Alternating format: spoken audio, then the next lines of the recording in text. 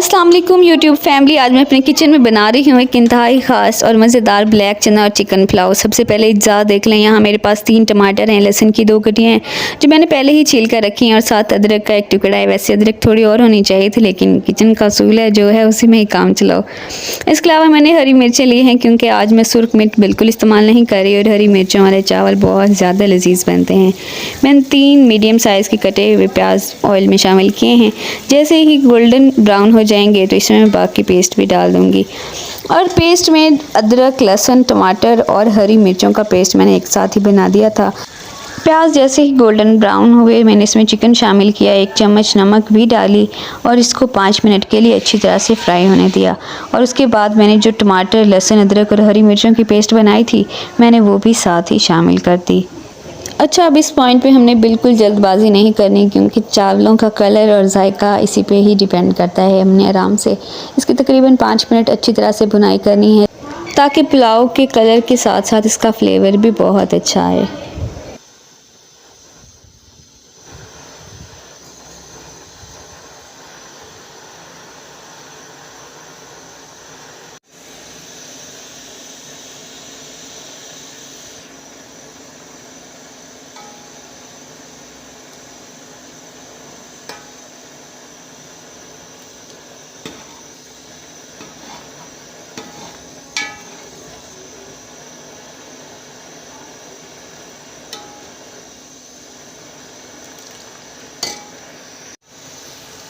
जी, chicken अच्छी तरह से फ्राई हो चुका है। अब मैं इसमें उबाले हुए काले चने डालूँगी।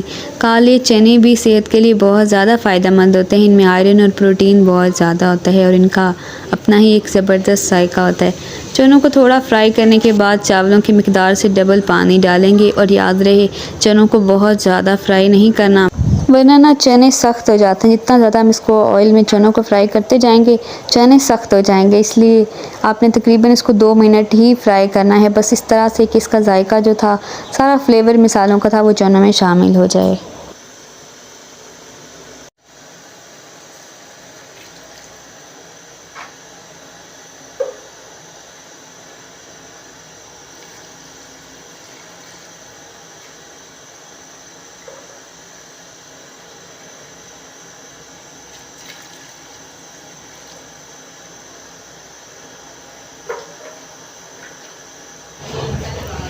पानी को डालने के बाद इसको अच्छी तरह से उबाल आने देना है। जब बहुत ही ज़बरदस्त उबलने लगे तब हमने इसमें चावल शामिल करने हैं। अगर हम पानी को डालते साथ ही चावल शामिल कर देंगे तो चावलों का जायका अच्छा नहीं आता।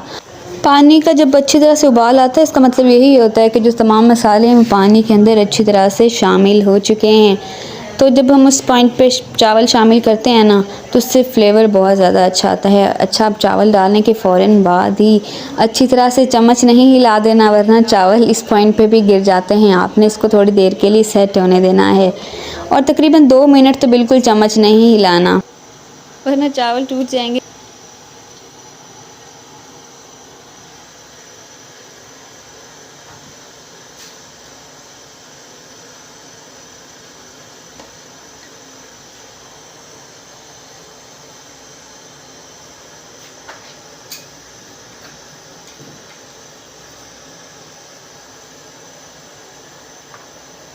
अच्छा, पानी ना तकरीबन जितना मैंने डाला था उसका हाफ़ हो चुका था। मैं इस पॉइंट पे गरम मसाला डालूँगी।